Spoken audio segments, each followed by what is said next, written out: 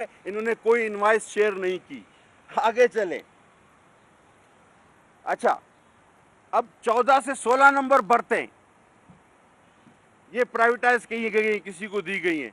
ज़रा मालूमात कर लें किसको दी गई हैं, किसका भाई इससे मुस्तफ़ीद हुआ, कोई बोर्ड का मेंबर हुआ, किसी बोर्ड की कंपनी हुई, बोर्ड मेंबर के कंपनी की, बोर्ड मेंबर का कोई कंपनी थी वो मुस्तफ़ीद हुई। ये ज़रा ये छोटी चीज़ें नहीं है, पूरी बरतें हैं 14 से 17 नंबर तक ये बरतें प्राइवेटाइज की गई। अच्छा जी, आगे चलें। अब जो क्लीन कराची का तो सईद ने बता दिया, ये वो लेटर है जिसके जरिए हर एक एंटिटी को कहा गया है क्या कोई 2.5 करोड़ जमा। अच्छा, ये भी नहीं कि आप मेहरबानी करके हमारे साथ हिस्सा लीजिए, ये हुक्मनामा है कि करोड़ों रुपए दो, और इस तरह सबसे लिए गए हैं। तो कराची को साफ करना है, ये एसएपीटी को दिया गया है, डीप सी पोर्ट को। इसी तरह केआईसीटी, पीआईसीटी, पोर्ट कासम, केपीटी, इन सब से जबरदस्ती करोड़ों रुपए लिए गए और उसका कोई ऑडिट आज तक नहीं हुआ। कोई जवाब देने को तैयार नहीं है कि ये करोड़ों रुपए की रकम जो तकरीबन 1 अरब को टच कर रही है, ये कहाँ गई, किसके जरिए ठेके हुए, कौन से रूल फॉलो हुए, मशीनरी कहाँ से आई, किसको पैसे दिए गए, नो ऑडिट। आगे चलें जनाब। अब एग्जीबिशंस भी हुई केपीटी में, और केपीटी ने उसको फंडिंग की। वो किस एनजीओ ने कराई, वो क्यों हुई, मैं यहां रुक जाता हूं। हमारी रवायत में खवातीन का नाम लेना नहीं आता, और अगर जिद की गई, डिमांड रखी गई, तो शायद हमारे मुंह से भी निकल जाए, वरना मैं चाहूंगा कि ना हो तो बेहतर है, क्योंकि फिर अच्छा नहीं लगता। इनको ज़रूर लगता होगा, हमें अच्छा नहीं लगेगा। अच्छा, आगे चलें। इन्होंने 2 बिल पेश किए जिसको मैं अभी तक स्टैंडिंग कमेटी में मैंने रुका हुआ है। सुप्रीम कोर्ट के फैसले के अगेंस्ट कि कैबिनेट का लफ्ज़ इस्तेमाल किया जाएगा, गवर्नमेंट नहीं कैबिनेट होगी। इन्होंने, इन साहब ने पोर्ट कासम और केपीटी के 2 बिल मूव किए हैं कि गवर्नमेंट भी नहीं, कैबिनेट भी नहीं, कॉम्पिटेंट अथॉरिटी इसको कर सकती है, ये बिल मुझे पास करके दो। और आपको मैं अभी से पेशगी इतला दे रहा हूं कि केपीटी एक्ट में तरमीम कराने की कोशिश की जा रही है थ्रू ऑर्डिनेंस, ताकि इन मौसूफ के हाथ मजीद खुल जाएं। समझ रहे हैं मेरी बात को, ये आपको मैं पेशगी इतला दे रहा हूं। अब इन सारी चीज़ों का मैंने एक एक करके जो जिक्र किया है आपसे, और भी बहुत सारी चीज़ें हैं। अब ये ऑडिट रिपोर्ट है, फोरेंसिक ऑडिट रिपोर्ट, ये वाइट पेपर में आएगी, और इसमें होश रुबा अरबों रुपए की करप्शन है, खरबों पे जा रही है, अरबों को क्रॉस कर रही है। ये मैं आपको वाइट पेपर में दूंगा। जब नैब और एफआईए ने इनको लेटर भिजवाए, तो ये देखिए मौसूफ कहाँ बैठे हैं और किसके साथ बैठे हैं। ये चेयरमैन नैब के पास बैठे हैं कि खुदा के वास्ते, अभी क्या चेयरमैन नैब अपोजिशन के किसी मेंबर से मिलेगा इस तरह? हाँ, ये नैब के लेटर्स के बाद ये इनके साथ बैठे हैं और अपनी रुकवाई हुई हैं सारी। लेकिन हम, जी ब्लैक एंड वाइट, वो आप उसको कितनी बार भी देखें, ये आदमी ब्लैक एंड वाइट में ही दिखेगा आपको। ये देख लें, ठीक है। ये अब क्या चेयरमैन नैब हमसे मिलेगा, किसी और से मिलेगा? नहीं। इसके पीछे सारे नैब के वो हैं, मेरे पास दस्तावेज़ात हैं जो मुख्तलिफ तहकीकात चल रही हैं। लेकिन मैंने कहा कि इतनी लंबी बात हो जाएगी कि हम इसको वाइट पेपर की सूरत में आपको देंगे। तो अरबों खरबों के इस खेल में, जहाँ पर कोई चीज़ भी हराम व हलाल, तो कहते हैं जी सूअर का गोश्त हम नहीं खाते। भाई, हम गोश्त नहीं, सूअर पूरे की बात करो। तो और फिर जब केपीटी चेयरमैन को इन्होंने हटाया, इर्रेगुलरिटीज ऑफ केपीटी, असल में मसला ये $70 मिलियन कटा। तो जब वो कोर्ट गए और कोर्ट ने खिंचाई की, तो ना सिर्फ मौसूफ ने अपनी दरख्वास्त वापस ली, इसको पता था ये रिवर्स होगी इंक्वायरी। तो अब ये मेरी इत्तलात के मुताबिक नाक से लकीर खींचने को तैयार है कि मेरी दोस्ती करा दी जाए, लेकिन सामने वाला नहीं मान रहा। तो ये अरबों डॉलर के चक्कर थे जिसके पीछे ये हटाए और लगाए जा रहे थे लोग, और कोर्ट ने जिसको ऐसा फैसला दिया कि तारीखी था, और जहां पर अटॉर्नी जनरल ने कहा कि हम डिफेंड नहीं कर सकते अपने मौकफ को, और याद रखिए आखिरी बात कि KPT is autonomous body, Karachi port trust है, उसमें ये वजीर बार बार बेजा मुदाखलत करता है जो कि बिल्कुल भी जायज़ नहीं, और अब एक ऑर्डिनेंस का इजरा कराने वाला है। अब इसकी जेआईटियाँ इसके कहने पर तो हो गई पब्लिक, उसमें निकला कुछ नहीं, और मैंने आपको सवालात दे दिए हैं। मेहरबानी करके ये सारे सवालात याद रखिएगा, वाइट पेपर भी आपको दूंगा और इंशाल्लाह आप पूछिएगा इससे ज़रूर। अब आप लोग जो सवाल चाहें वो कर सकते हैं।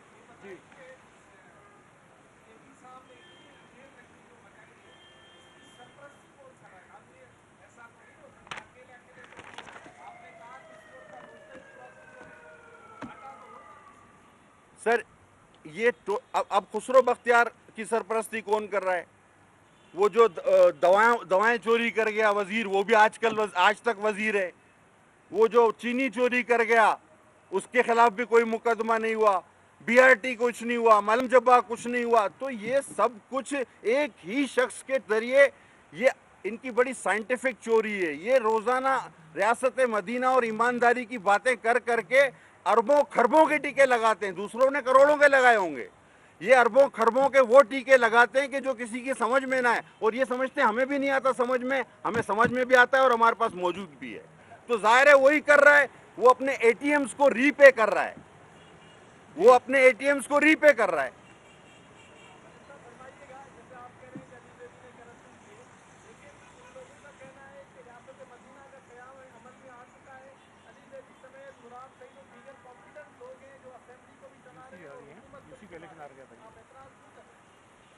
भाई ये यूसी का इलेक्शन हार गया था या नहीं? यार जो यूसी का इलेक्शन हार जाए उसको आप वफा की वजीर बना के रियासत मदीना बनाओगे? खुदा को मानो। और मैंने इल्जाम नहीं लगाया, ये केपीटी की यूनियंस ने खत लिखे हैं नैब को, ये कागजात में मौजूद हैं। ये आप उनसे सवाल पूछे, मैं इल्जाम नहीं लगा रहा, इल्जामात नहीं है, ये केपीटी की यूनियंस के खतूत में से मैंने निकाले हैं। और वो चीजें मैंने मौके महल पे देखी। मैंने बताया ना, 16 नंबर प्लाट का ही पूछ लें, आपने खुद ही 2 साल से लीज पर पाबंदी लगाई हुई है। कैसे लीज हुआ वो, और वो किसका है वो मुझे भी पता है, और वो कितने का है वो भी मुझे पता है। बर्थे कहाँ गई आपकी? टग बोट्स का क्या हुआ? आपके जहाज खरीदे गए, यहाँ तो जहाज के जहाज गर्क हो रहे भाई। बातें करते हैं झूठे कागज लहरा के।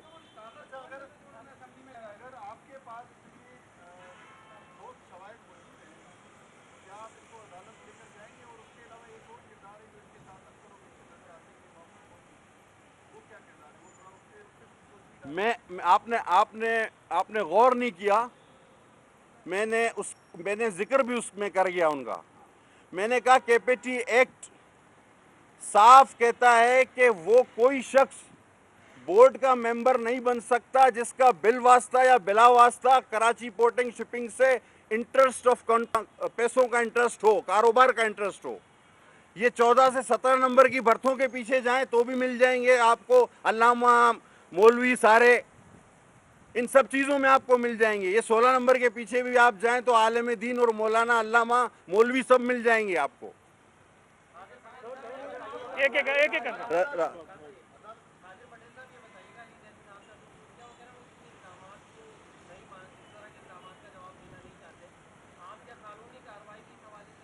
सर मेरा तो प्रिविलेज मोशन भी बनता है, उन्होंने असेंबली में खड़े होकर मेरे खिलाफ उल्टी सीधी बातें की है, और हम व्हाइट पेपर भी ला रहे हैं, इंशाल्लाह कार्रवाई भी करेंगे। जी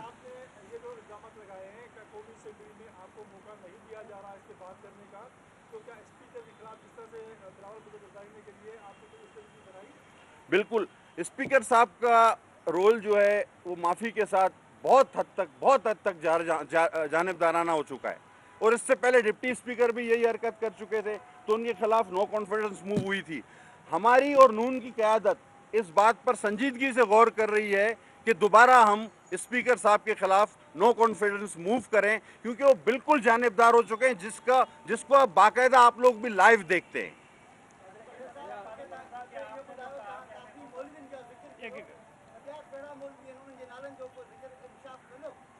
अतः मौलवी ब्या बन अल्लामा बन समझे ना, मौलवी गॾु गॾु अल्लामा बन जेको वॾी वॾियूं तकरीरूं कंदा आहिनि, आस्ते आस्ते सभु खणी ईंदो अथव इंशाल्लाह।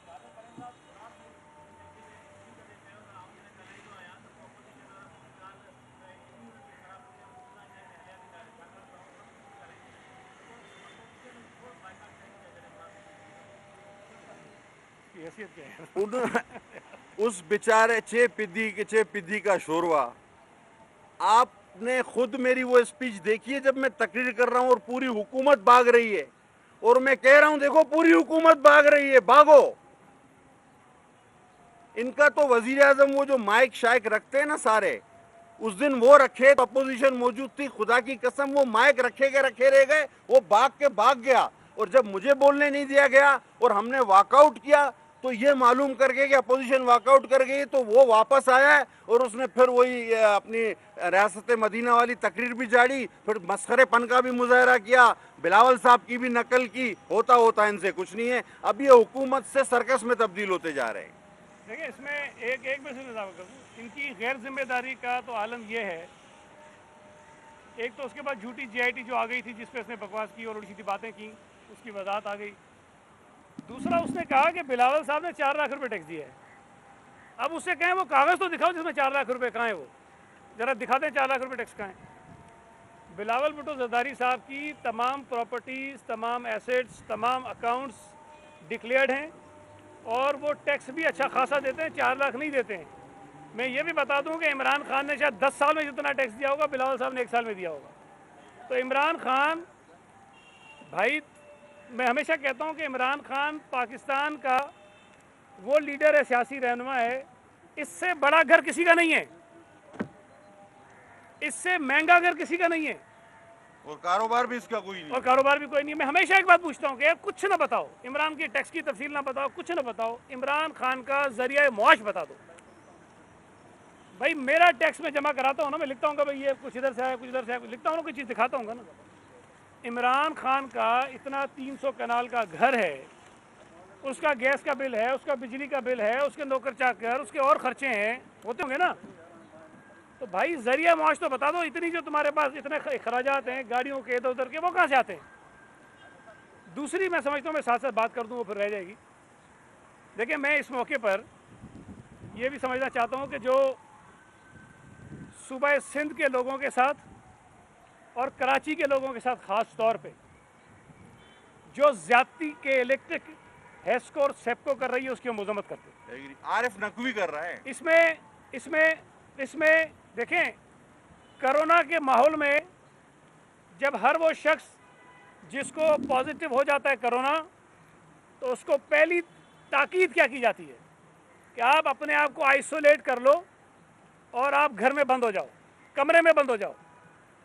अब जब वो कमरे में बंद हो और 40 डिग्री से ज़्यादा टेम्परेचर हो और 12-12 घंटे तक बिजली ना हो, आप मुझे बताइए कि वो मरीज़, वो पेशेंट किस तरह के कमरे में बंद रह सकता है। और 2 रुपये जो इजाफा किया उसको भी ये के इलेक्ट्रिक एक तो वैसे बड़ा जुल्म है कि इन गर्मी के दिनों में इतनी बड़ी लोड शेडिंग, खैर इरानिया लोड शेडिंग, कराची में 12-12, 14-14 घंटे की लोड शेडिंग है यार, तो खुदा का क्या है, कोई जुल्म है। और फिर उस पर कराची के शहरियों पर दूसरी मुसीबत कि कराची में जो बिजली पैदा करने वाला इदारा है के इलेक्ट्रिक, उसको बिजली महंगी करने की इजाज़त दे दी गई है। एक, आप बिजली नहीं दे रहे, दूसरा आपने बिजली महंगी कर दी है। ये वफाकी हुकूमत, हमेशा ये बात रिकॉर्ड में रखें कि जब के इलेक्ट्रिक की बात आती थी ये कहते थे फरियाद टालपुर का शहर है, आसिफ जरदारी का शहर है। हम कह के थक गए कि भाई हमारा वास्ता नहीं है। वो रयाम खान ने किताब लिखी तो उसने कहा कि इनके इलेक्शन के अखराजात जितने भी हुए थे उसका 2/3 67% जो खर्चा था इलेक्शन का, वो आरिफ नकवी साहब ने उठाया था, दोनों इलेक्शन का। और आरिफ नकवी साहब पर इस वक्त जो केस चल रहा है लंदन में, जो अमेरिका कह रहा है कि उसको हमारे हवाले कर दो, कि उसने अमेरिकन इन्वेस्टर्स में जो बिल गेट्स और मेलेना फाउंडेशन है उसमें वो भी मुतासिरीन में शामिल है। तो अरबों डॉलर उनके जो इन्वेस्ट करने थे उसके अंदर गड़बड़ की है उसने।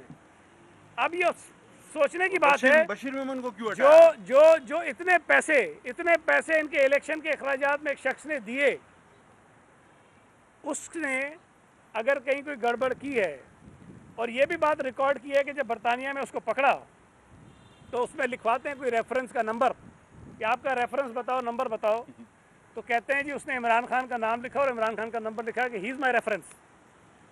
तो इतने यकीन के साथ एक आदमी जिसने अरबों डॉलर का कोई गड़बड़ की हुई है, कोई इन्वेस्टर्स के पैसे मिसयूज़ किए हुए हैं जो पीटीआई के इलेक्शन के अखराजात पे लगाए हुए हैं, उस आदमी की के इलेक्ट्रिक है। तो जाहिर है कि जब बिलियंस ऑफ डॉलर्स पीटीआई के इलेक्शन कैंपेन पे खर्चे हुए हों तो वो कैसे उनसे पूछेंगे, नहीं पूछेंगे। दूसरी एक बात, आपको याद होगा जब ये जाली अकाउंट्स वाला केस चला तो आसिफ अली जरदारी साहब और फरियाल टालपुर साहब इसलिए गिरफ्तार हुई कि जरदारी ग्रुप ऑफ कंपनीज के अकाउंट में उन सो कॉल्ड जाली अकाउंट से कोई 3 करोड़ रुपए ट्रांसफ़र हुए थे। उन ट्रांसफ़र्स को बुनियाद बना के इनको गिरफ्तार कर लिया। ये जो शुगर कमीशन की रिपोर्ट आई है, ये आपने पढ़ी होगी ज़रूर। उसमें जहांगीर तरीन की जो शुगर मिल है उसके अकाउंट्स में से जो अखराजात हुए हैं उस अखराजात की फहरिस्त में इलेक्शन के दिनों में जो प्राइवेट जेट फराम करती है कंपनी किराए पर, उसको कई करोड़ रुपए अदा किए गए जो शुगर कमीशन की रिपोर्ट में है। आप तो कहते थे बिलावल भुट्टो जरदारी का जो एयर टिकट था वो भी उस अकाउंट से आया था। भाई अगर शुगर कमीशन ये कह रहा है कि जहांगीर तरीन ने नाजायज़ पैसा बनाया है तो नाजायज़ पैसा जिस पे खर्च किया है उससे सवाल नहीं होना चाहिए। मैं उस तफसील में नहीं जा रहा हूँ कि इमरान खान ने चीनी एक्सपोर्ट करने की इजाज़त दी, वो अलग बात है, मैं उसकी बात नहीं कर रहा हूँ। मैं तो ये कह रहा हूँ कि शुगर कमीशन की रिपोर्ट में यह आया कि जहांगीर तरीन की शुगर मिल ने जो अखराजात किए उसके अंदर उस प्राइवेट कंपनी को जो किराए पे जहाज़ देती है उसको करोड़ों रुपए अदायगी की गई इलेक्शन के दिनों में।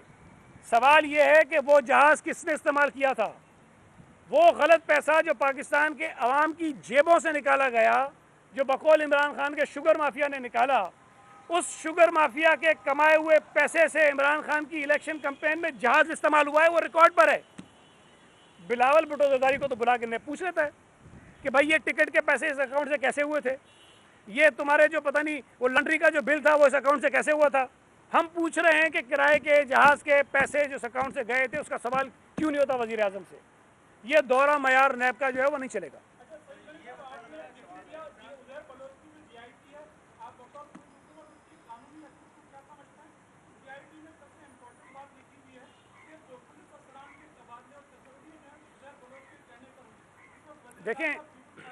देखें पहली बात,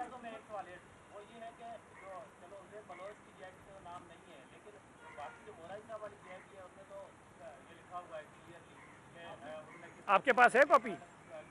आपके पास है कॉपी? नहीं, मैं एक सवाल पूछ रहा हूँ। जो ऑफिशियल कॉपी है निसार मोराई साहब की जीआईटी वो आपके पास है? आप उसमें यकीन से कह रहे हैं कि जो बातें लिखी उसमें हैं? देखिए नहीं, देखिए मैं, आप अली जैदी ना बनो ना, मैं आपसे गुजारिश ये कर रहा हूँ। देखो जी,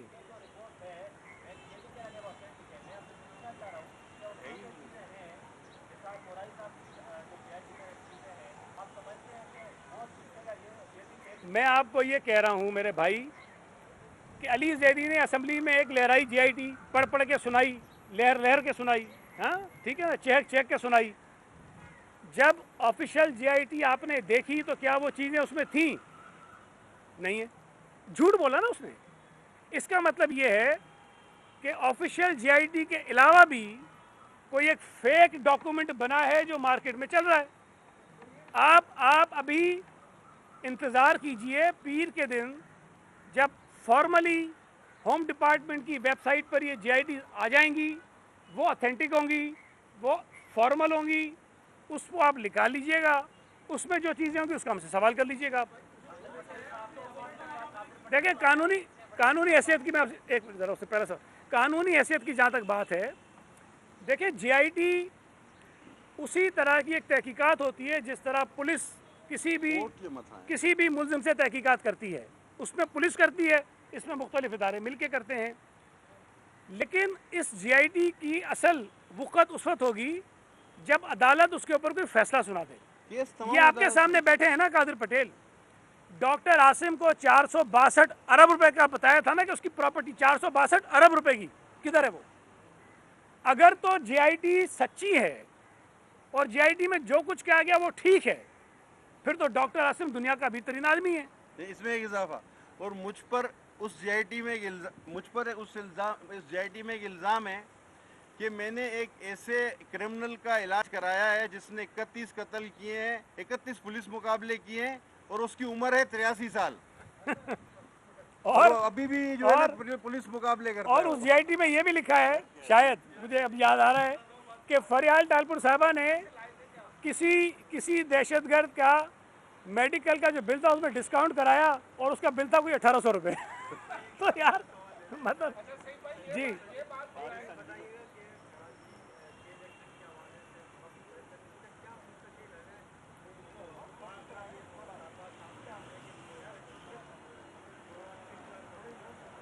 देखो, मेरा मेरा मेरा ज़ाती मौक़िफ़ है, ये हुकूमत सिंध का नहीं समझ लेना।